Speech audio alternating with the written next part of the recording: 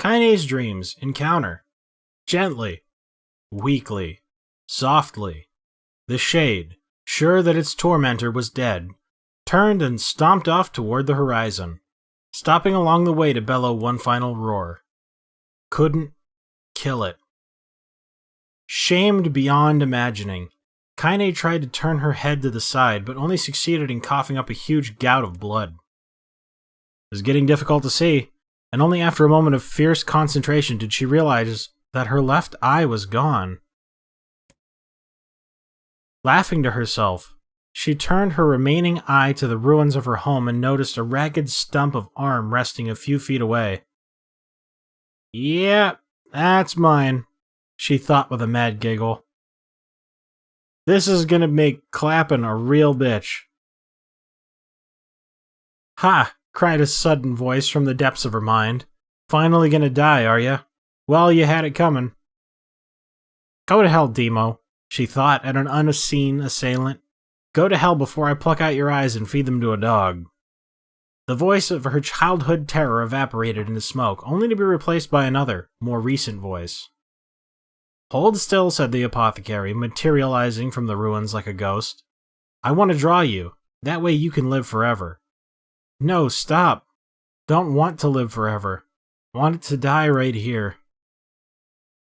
"I see," he said quietly. "Well, if that's what you want." The spectral shopkeeper fluttered in and out of existence for a moment, then produced a piece of paper and sketched quickly. After a few seconds, he turned the page to Kaine and smiled. "Since you rejected my offer, I decided to draw someone else." It was a picture of her grandmother, real as life. Kaine opened her mouth to thank the man, but stopped as the picture began to blacken in the middle. Before she could say anything, dozens of multi-legged insects began to swarm across the image, tearing at it with sharpened pincers. "Stop! No, don't hurt that picture!" Kaine reached out with her remaining arm and waved futilely in the air. To her surprise, the insects fell off of the picture and to the ground below, where they vanished into tiny black tendrils of smoke. Relieved, Kaine turned her good eye back to the picture, only to open her mouth in a silent scream. The sketch now showed her grandmother as she truly was, a smashed, unrecognizable lump of nothing. The apothecary smiled, then broke into a jolly dance. "See that?" he cried, as he danced his jig. "It's perfect now. She looks just like you. Hot chat chat cha." "I look like that? Oh God. Oh God, I'm gonna die. I'm gonna die." Drowning in despair, Kaine laid her head back in the mud and smoke of her ruined house and waited for the end to come. But just before she let everything go, an unfamiliar voice began whispering in her ear. "Ain't you got a wish, sunshine?" The voice was vulgar and fierce at the same time. As if insanity had somehow found a way to take form, Kaine wanted to scream as the voice crawled under her skin, but her lungs refused to work. "You know, a wish? Like a prayer or something? Why don't you get on your knees and start praying to heaven? Please, invisible man in the sky, save me, save me." Ka ha ha ha. Kaine finally resorted to shouting at the voice within her mind. "I don't make wishes. They don't come true for me.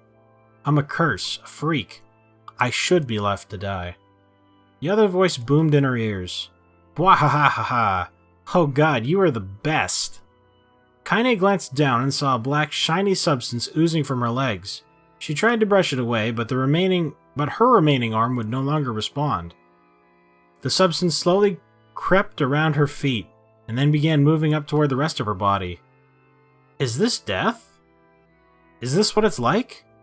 Or is my mind just losing itself? She could feel the slime oozing upward, feel the hot, searing pain it left in its wake. Whatever else might be happening, she was still alive.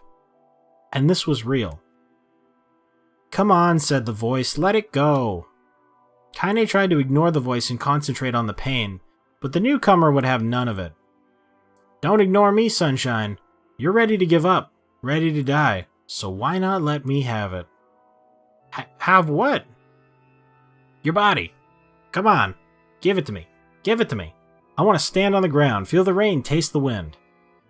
The voice paused as if licking its lips. When it resumed, it was filled with mad, unabated joy. And I want to take your hands and use them to choke the goddamn life out of people. I want to tear out their throats and bathe in their blood, just like before. In response, Kaine shifted her head and vomited. The warmth of it crept down her front and mingled with the pain of the encroaching black ooze. Are you a shade? Kahaha, yeah, maybe, what of it? The slime reached her face, crept up past her nose, and slowly oozed into the socket of her missing eye. The moment it touched her brain, Kaine was struck by the most powerful sensation she'd ever felt in her life. It was ecstasy. She wanted to scream with delight, but all she could manage was a small, whispered moan. Feels good, don't it? Asked the voice with a chuckle. Yeah, what can I say? I know how to please the ladies. Now give me that body. Come on, give me the body and I'll give you more of this feeling. It's fair trade. A black lump began to protrude from Kaine's side. As she watched, it grew longer and thicker, eventually taking form of her missing arm. I can see better, she thought. My eye must be growing back too. The slime reached up to envelop the rest of her face, but she managed to brush it away. Stop, she whispered, marveling at how she had regained her voice. Stop. The black ooze hesitated, as if considering this request, then quickly shimmered down her body before disappearing in a cloud of smoke. Ah, what the hell, Sunshine, screamed the voice. We had a deal. I thought you wanted to die. Grandma said, can't die yet. A brief image of her grandmother, bloodied and broken, flashed before her eyes. She saw the shade that had killed her, and heard its mocking laughter, then closed her eyes and forced the image from her mind. Her whole body was quaking with rage. When she opened her eyes again, they burned bright red. That thing took my grandmother. I have to kill it before I die. Kaine glanced down and saw a mysterious pattern, the pattern of the shades, burn itself into her left arm. Well, I'll be damned, said the voice cheerfully. Look at that, Sunshine. I think you and me are going to be good friends now. Kaine stared intently at her arm. The more emotional she felt, the more the letters seemed ready to puncture her skin and begin infecting the rest of her body. The arm clearly had a will of its own now. Stop, gotta stop. Holding her left arm in her right, Kaine took a deep breath and tried to calm herself. Come on, don't fight it, pleaded the voice. Hate's my favorite dish, and I'm hungry. Let it go, feel the anger, burn with the fire of revenge, thirst for blood, then go out there and... Shut up and get the hell out of my body. Oh, your body. That's rich, Sunshine. Real rich. Look, why don't you just up and die so I can have this body all to myself? What do you say? I bet those buddies of yours in the area would love to see you dead. Kaine grabbed a nearby shard of glass and tried to saw off the shade-infected portion of her side. Before she could, her darkened left arm grabbed her right wrist, crushing it. Kaine screamed and dropped the shard as the sound of bone crunching on bone filled the air.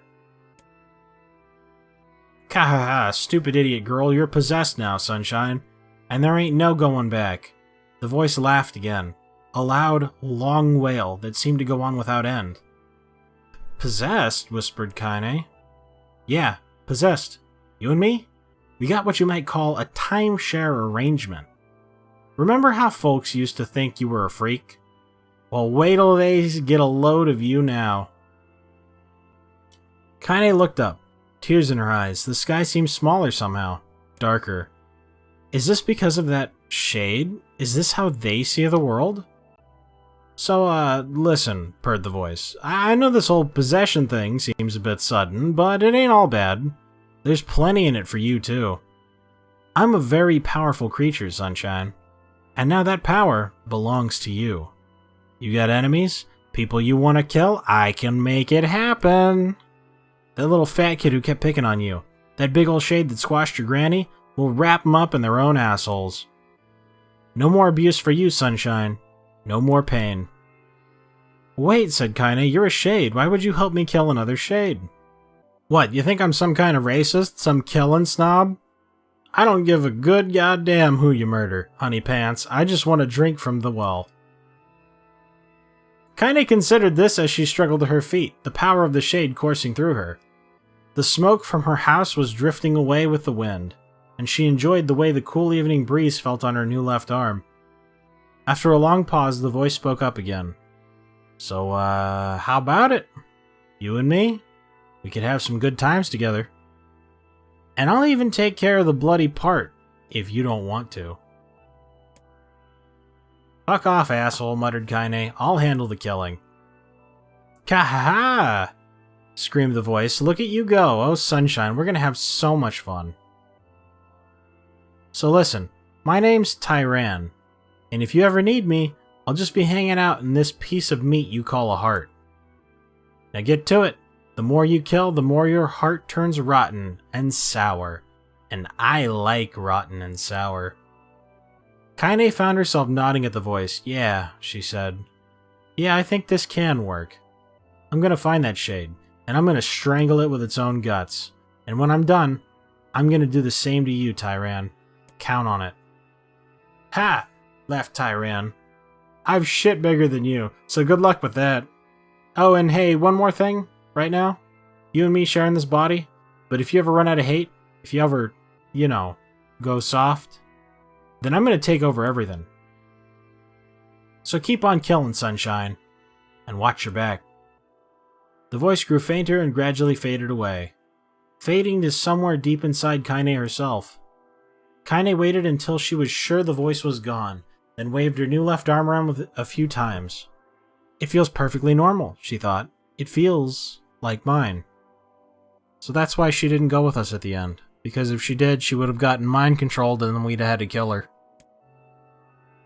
Desperately, she began poking and prodding at the new limb, determined to find something wrong with it.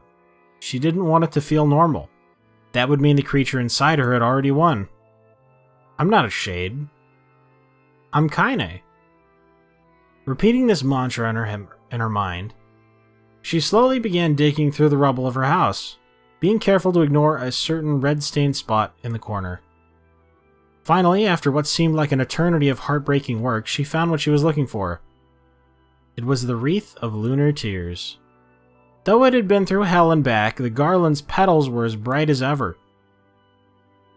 Kaine started to place it in her hair, then slowly lowered the wreath and stared at it. I'm sorry, Grandma. I'm so sorry. But I don't deserve to wear this anymore. I'm possessed, corrupted, a freak. And this time, I don't think there's any going back. Holding the flowers to her heart, Kaine fell to the ground and sobbed. If the shade wasn't... I thought she was possessed by the shade in the beginning. What was Kaine's difference that killed her parents? I don't understand. As night gradually lightened to dawn, and the people of the area rose to their daily lives, she remained in that position, as if tears could somehow wash away the horror that now infected her world. Alive! Stay alive! Stay alive! Grandma. Kaine, you gotta live! You gotta come back to us!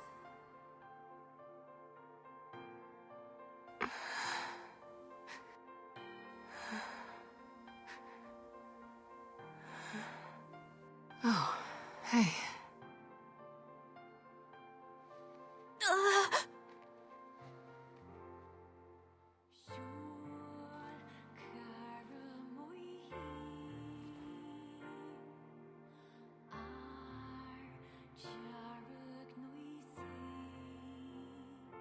Emil, you were the one calling me, weren't you?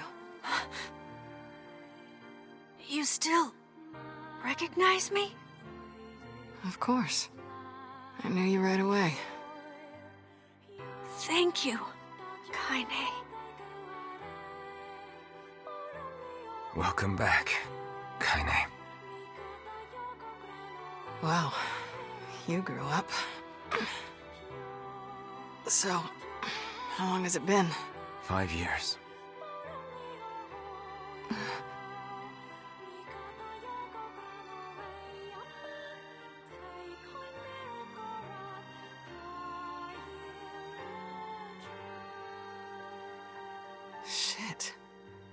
That's a long time. Did she lose her leg too? I don't remember. Is that why they're both wrapped up? Is it because she lost her whole left side? Any luck with Yona? We are still no closer to finding her. By the way, this is for you. Is that a lunar tear? It's not as good as your grandmother's, but I tried. No, it's great. Thank you.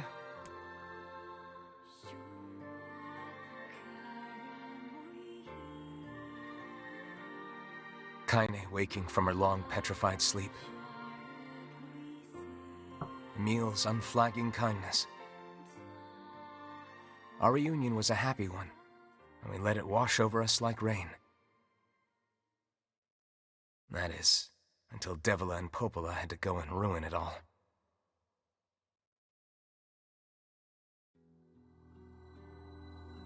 Are you kidding me? You can't be serious! Please, try to understand. People are tired and scared, and I'm sorry. I'm sorry you have to bear the brunt of that. This is crap, and you know it! It's okay. We can sleep outside. No one's sleeping outside. You and Kaine saved this village, and now they want to run you out? People are afraid of us. And really, I understand. I mean, look at me.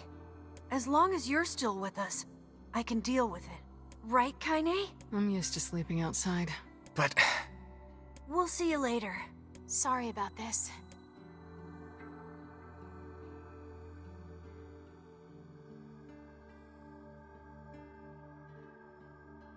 What is the matter?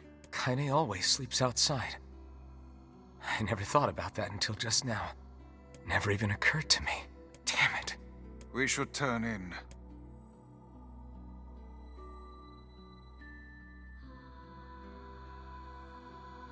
I didn't get much sleep that night. For the first time in my life, I hated Devila. For the first time in my life, I doubted Popola. But those feelings are pointless in the end. They said and did what they did for the sake of the village. To protect it from the horror of the Shades. Nah, they're dumb.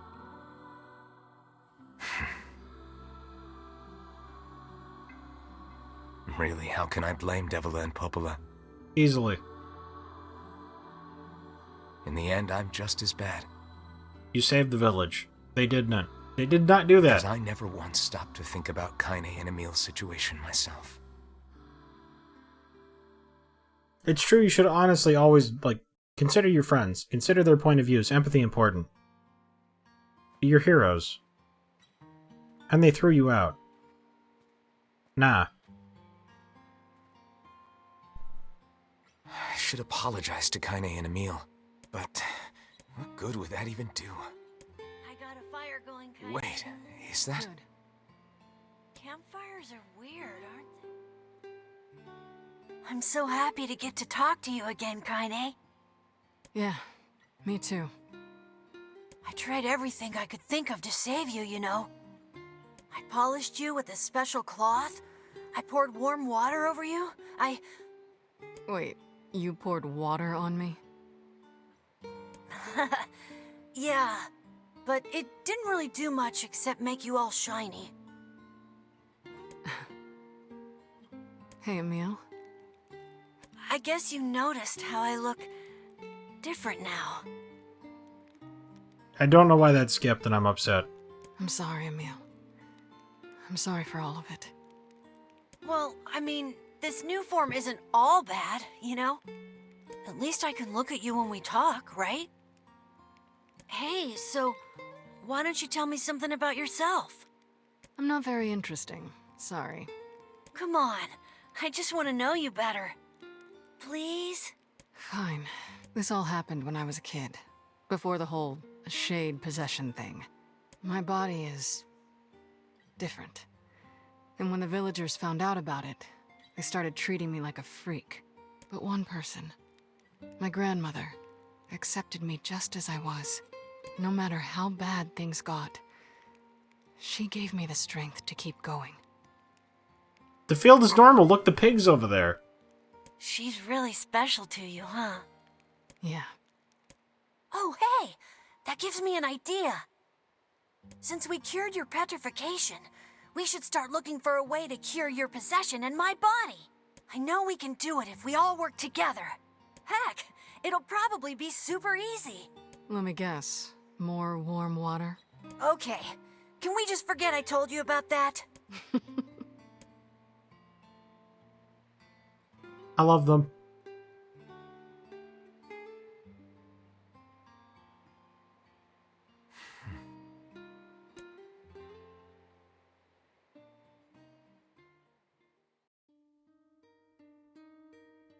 Sleep well? Sure. And yet your red eyes tell a different tale. Don't be so hard on yourself, lad. I need to go see Devila and Popola. Very well. Wait, I'm me again? I'm a lot more me than I thought I would be. I thought this was the Kaine route. I'm not gonna play as Kaine? Alright. Talk to Devil and Popola. Maybe this is just minor spoilers for Automata, but there's 3 characters you play as differently whenever you switch over to the other route. Not gonna say who they are, obviously. But the routes kind of overlap, like starting in the middle. So like when you go to Route B, you see parts of Route A again, but then it goes further than Route A went. And then Route C started in like the middle of Route B, but then it went farther than Route B did.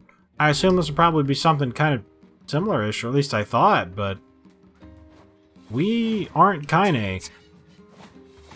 So maybe we'll actually get to upgrade our spear then? Do other fancy stuff? That was over an hour of reading. So I think I'm good and I'm going to go to bed for now. Thank you guys very much for watching. I hope you liked it. Later, everybody.